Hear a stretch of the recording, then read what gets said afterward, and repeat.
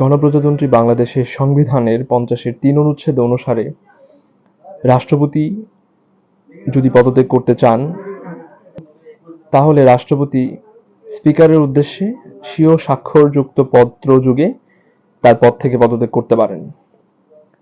এখন একটা গুরুত্বপূর্ণ প্রশ্ন দেখা দিয়েছে, সেটা হচ্ছে যে যেহেতু বর্তমান রাষ্ট্রপতি গত 6 আগস্ট 2024 সালে তিনি সংসদ ভেঙে দিয়েছেন, তাহলে সংসদের অনুপস্থিতিতে রাষ্ট্রপতি কার কাছে পদত্যাগ করবে, পদত্যাগপত্র জমা দিবেন?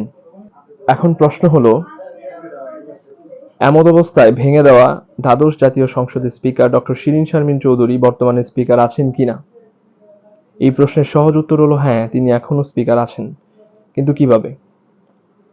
আমরা যদি সংবিধানের 74-এর 6 অনুচ্ছেদ দেখি, সেখানে বলা আছে এই অনুচ্ছেদের 2 দফার বিধানাবলী সত্ত্বেও ক্ষেত্রমতো স্পিকার বা ডেপুটি স্পিকার তার উত্তরাধিকারী কার্যভার গ্রহণ না করা পর্যন্ত স্বীয় পদে বহাল রহিয়াছেন বলিয়া গণ্য হইবে। অর্থাৎ 74-এর 2 অনুচ্ছেদে স্পিকারের পদশূন্য নিয়ে যে বিধান বর্ণিত আছে তা কার্যকর হবে যতক্ষণ পর্যন্ত বর্তমান বলবৎ স্পিকারের স্থানে নতুন কেউ দায়িত্বভার গ্রহণ না করছেন। তাহলে সংসদ ভেঙে দেওয়ার কারণে দ্বাদশ জাতীয় সংসদের স্পিকার বর্তমানে সংসদ সদস্য না থাকলেও অন্তর্বর্তীকালীন সরকারের আয়োজনে পরবর্তী নির্বাচনের পরে যারা সরকার গঠন করবেন তা 2 বা 3 বছর পরে হলেও সেই সরকার তাদের প্রথম অধিবেশনে স্পিকার নিয়োগ দানের পূর্ব পর্যন্ত ডক্টর শিরীন শারমিন চৌধুরী জাতীয় সংসদের স্পিকার পদে বহাল আছেন বলে গণ্য হবে। তাই বর্তমান রাষ্ট্রপতি পদত্যাগ করতে চাইলে তার পদত্যাগপত্র ডক্টর শিরীন শারমিন চৌধুরীর নিকট পেশ করতে হবে।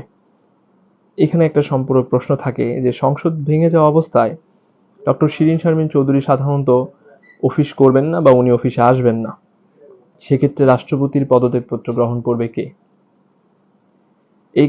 এই বিষয়ে বাংলাদেশ সুপ্রিম কোর্টের রায় আছে যে সাংবিধানিক পদধারী কারো পদত্যাগপত্র গ্রহণ করা বা না করার বিষয় নেই। রাষ্ট্রপতি নিজে স্বীয় পদত্যাগ করেছেন এবং তা পত্রযোগে স্পিকারের দফতরে পাঠিয়েছেন।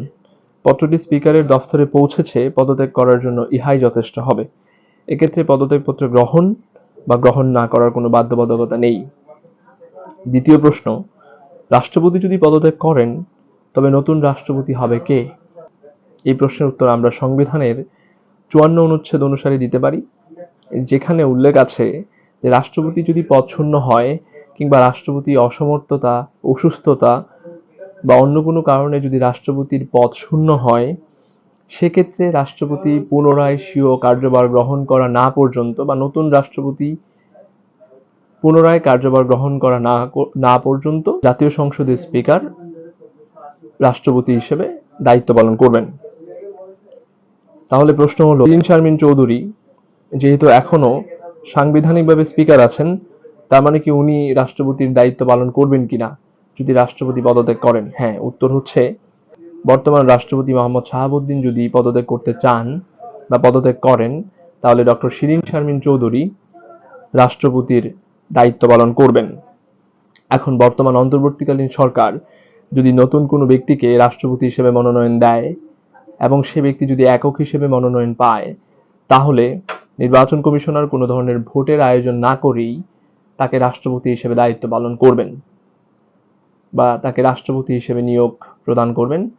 তার মানে উত্তর হচ্ছে নতুন রাষ্ট্রপতি আসার সাথে সাথেই ডক্টর শিরীন শারমিন চৌধুরীর দায়িত্ব আপনা আপনি শেষ হয়ে যাবে।